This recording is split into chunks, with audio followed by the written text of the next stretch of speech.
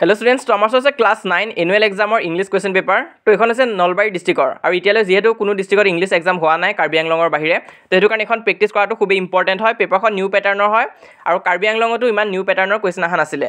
তো সেইটো কাৰণে এই পেপাৰখন তোমালোকে প্ৰেক্টিছ কৰি যোৱাটো খুব ইম্পৰ্টেণ্ট হয়।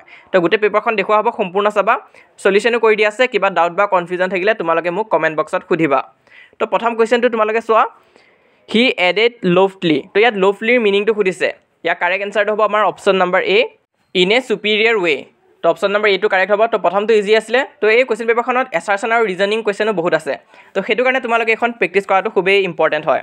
তো এছাৰশ্যনত কি দিছে চোৱা, according to the county inspector Margie was not responsible for her worst performance in geography. তো সেইটো আমাক এছাৰশ্যন দিছে। আৰু ৰিজনটো কি দিছে চোৱা, the country inspector was able to detect what was responsible for her bad performance. তো এছাৰশ্যন আৰু ৰিজন দুটাই কাৰেক্ট হয়। কাৰেক্ট হোৱাৰ পিছতো তোমালোকে এইটো চাব লাগিব যে ৰিজনটো এছাৰশ্যনটোক এক্সপ্লেইন কৰিছে নে নাই। তো ইয়াত কিন্তু ধুনীয়াকৈ এক্সপ্লেইন কৰিছে। তো সেইটো কাৰণে আমাৰ কাৰেক্ট এনচাৰটো হ'ব option number C, both assertion and reason are correct, আৰু ৰিজনটো এছাৰশ্যনৰ কাৰেক্ট এক্সপ্লেনেশ্যন হয়। তো নেক্সট 3 নম্বৰটো চোৱা, Margie did so' with a sigh. তো ইয়াৰ কাৰেক্ট এনচাৰটো হ'ব option number A, she inserted the homework in the proper slot. তো এইটো কাৰেক্ট হ'ব অপশ্যন নম্বৰ এটো। তো নেক্সট তোমালোকে 4 নম্বৰটো চোৱা, দে cold her name and C did not move. তো ইয়াৰ কাৰেক্ট এনচাৰটো হ'ব অপশ্যন নম্বৰ চি, ইছাবেল গ্লিনি। তো ইয়াত বহুতে কনফিউজ হৈ গৈছে যে এভেলিন গ্লিনি হ'ব নেকি, কিন্তু ইয়াত সুধিছে হু ইজ দ্য স্পীকাৰ। সেই কথাষাৰ কোনে কৈছিলে? তো এভেলিনৰ মাকে কৈছিলে। কাৰেক্ট এনচাৰ আমাৰ অপশ্যন নম্বৰ চিটোৱে হ'ব। তাৰপিছত নেক্সট তোমালোকে এই 5 নম্বৰটো চোৱা, এইটো বহুতৰ কনফিউজন আছিল। তোমালোকে কমেণ্ট কৰি জনাবা তোমালোকৰ মতে ইয়াৰ এনচাৰটো কি হ'ব। তো কুৱেশ্যন নম্বৰ 5টো সকলোৱে কমেণ্ট কৰি জনাবা। তাৰপিছত নেক্সট কুৱেশ্যন চোৱা, 6 নম্বৰটো, হু ট্ৰান্সফৰ্ম পুংগী ইনটু চেহনাই। কোনে ট্ৰান্সফৰ্ম কৰিছিলে? অপশ্যন নম্বৰ বিটো কাৰেক্ট হ'ব, এ বাৰবাৰ। তো এই গোটেইখিনি কৈ থাকিলে হয়তো ভিডিঅ'টো বৰ দীঘলীয়া হ'ব পাৰে। তো সেইটো কাৰণে মই জাষ্ট দেখাই গৈছোঁ, তোমালোকে চাই যোৱা। কাৰেক্ট এনচাৰখিনিত য়েল্ল' কালাৰ দি হাইলাইট কৰা হৈ আছে। তো সেইটো তোমালোকে চিন্তা কৰিব নালাগে। আৰু যোনখিনি কুৱেশ্যনত কনফিউজন আছে সেইখিনি হাইলাইট কৰা হোৱা নাই। তো এইখিনি তোমালোকে কমেণ্ট বক্সত জনাবা, যেনেকৈ কুৱেশ্যন নম্বৰ 9। তো সেইটো এনচাৰটো কি হ'ব কমেণ্ট কৰি জনাবা। আৰু বাকীখিনি দিয়া হৈ আছে, তোমালোকে চাই যোৱা। ভিডিঅ'টো হেল্পফুল পালে লাইক কৰি দিবা, লগৰবোৰৰ মাজতো শ্বেয়াৰ কৰিবা। তো এইখিনি মই কৈ যাই নাথাকোঁ, পিছত আকৌ অকণমান ডিছকাছ কৰিব লগা আছে, সেইখিনিত আমি ডিছকাছ কৰিম। তো অকল MCQখিনিয়ে নহয়, তোমালোকে লং কুৱেশ্যনৰ পেটাৰ্ণটো চাব লাগিব কেনেকুৱা হৈছে। তো সেইটো আমি শেষলৈ ডিছকাছ কৰিম। তো ভিডিঅ'টো সম্পূৰ্ণ চাবা, খুবেই ইম্পৰ্টেণ্ট হয় তোমালোকৰ কাৰণে। তো স্কিপ নকৰিবা।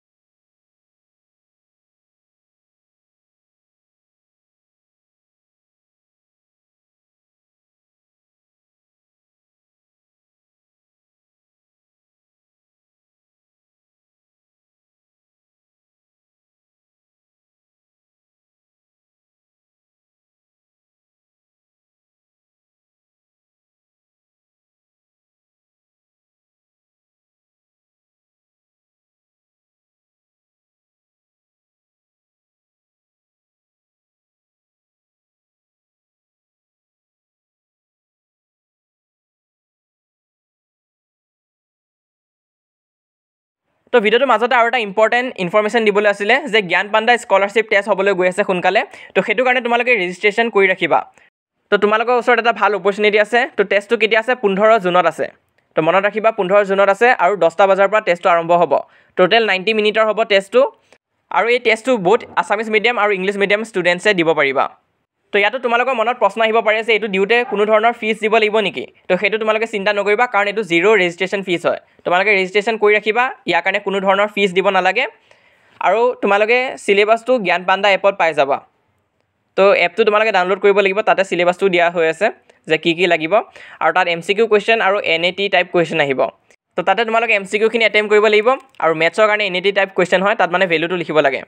তো এটা তোমালোকে ভাবিবা ৰেজিষ্ট্ৰেশ্যনটো ফ্ৰী হয় কিন্তু এটা প্ৰাইচ কিমান হ'ব তো চোৱা ফাৰ্ষ্ট ৰেংক হোল্ডাৰে পাব 10,000 টকা যোনে ছেকেণ্ড ৰেংক পাব সি পাব 8,000 টকা যোনে হ'ব থাৰ্ড ৰেংক পাব সি পাব 6,000 টকা যোনে ফ'ৰ্থ ৰেংক পাব সি পাব 5,000 টকা যোনে ফিফ্থ ৰেংক পাব সি পাব 4,000 টকা আৰু ইয়াতে শেষ নহয় ছিক্স ৰেংক যোনে পাব সি পাব 3,000 টকা যোনে 7 ৰেংক পাব সি পাব 2,500 8 ৰেংক পোৱা জনে পাব 2,000 টকা ৰেংক 9 পাব 1,500 টকা বাকি ৰেংক 10 পৰা ৰেংক 15 লৈ সকলো ষ্টুডেণ্টছে পাব 1,000 টকা আৰু তাৰ পিছৰ 16 পৰা 20 লৈ পাব 500 টকাকৈ তো তুমি যদি ৰেংক পোৱা তেনেহ'লে পুনে পুৰস্কাৰখিনি বেংক একাউণ্টত তোমালোকে পাই যাবা তো এইটো আছিলে এটা ইম্পৰ্টেণ্ট ইনফৰমেশ্যন তো ইয়াৰ ৰিগাৰ্ডিং যদি কিবা সুধিবলৈ আছে তোমালোকে জ্ঞান পাণ্ডাৰ হেল্পলাইন নম্বৰ এইটো দিয়া হৈ আছে ইয়াত কণ্টেক্ট কৰি চাব পাৰা আৰু ৰেজিষ্ট্ৰেশ্যন কৰিবৰ কাৰণে তোমালোকে এপটো ডাউনলোড কৰিব লাগিব তো লিংক পিন কমেণ্টত দিয়া আছে আৰু ডেছক্ৰিপশ্যনতো দিয়া আছে তাত গৈ তোমালোকে ডাউনলোড কৰিব পাৰিবা তো এইখিনি আছিলে অকণমান ইনফৰমেশ্যন তো আহা আমাৰ ভিডিঅ'টো কণ্টিনিউ কৰোঁ কাৰণ পেপাৰখন খুবেই ইম্পৰ্টেণ্ট হয় তো পেপাৰখনত তোমালোকে বাকী দেখাব বা গ্ৰামাৰখিনি আছে তো গ্ৰামাৰ যিহেতু একো পেটাৰ্ণ চেঞ্জ হোৱা নাই এইখিনি তোমালোকে পাৰিব লাগে হ'লেও যদি কিবা ডাউট বা কনফিউজন পোৱা মোক কমেণ্ট বক্সত সুধিবা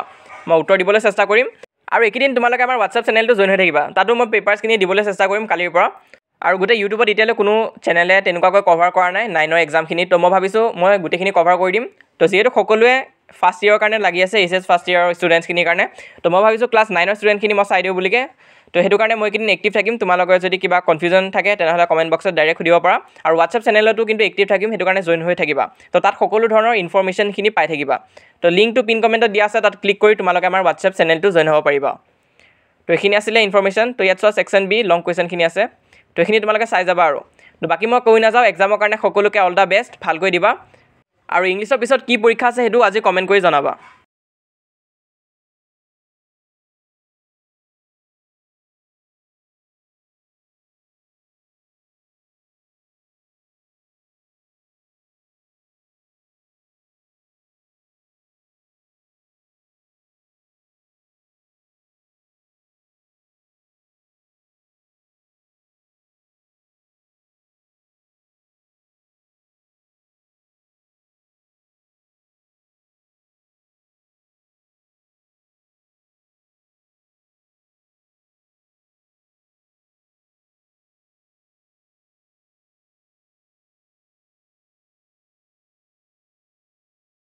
তো আজিৰ ভিডিঅ'টোত ইমানে আছিলে তোমালোকে আমাৰ হোৱাটছআপ চেনেলত জইন কৰিবা মই আগতেও কৈছোঁ যদিহে জইন কৰা নাই জইন কৰি ৰাখিবা তো 4,000তকৈ অধিক ষ্টুডেণ্টছ আছে তুমি জইন নকৰাকৈ নাথাকিবা লিংক পিন কমেণ্টত দিয়া আছে আৰু এইটো হৈছে আমাৰ ইনষ্টাগ্ৰাম হেণ্ডেল তোমালোকৰ যদি ইনষ্টাগ্ৰাম আছে তাতো আমাক ফ'ল' কৰিব পাৰা চাৰ্চ কৰিলেই পাই যাবা আৰু যদি ইনষ্টাগ্ৰাম নাই কোনো কথা নাই তোমালোকে খালি আমাৰ এই চেনেলটো ছাবস্ক্ৰাইব কৰি ৰাখা আমি যিমান পাৰোঁ তোমালোকক এনুৱেল এক্সামৰ কাৰণে সহায় কৰি যাম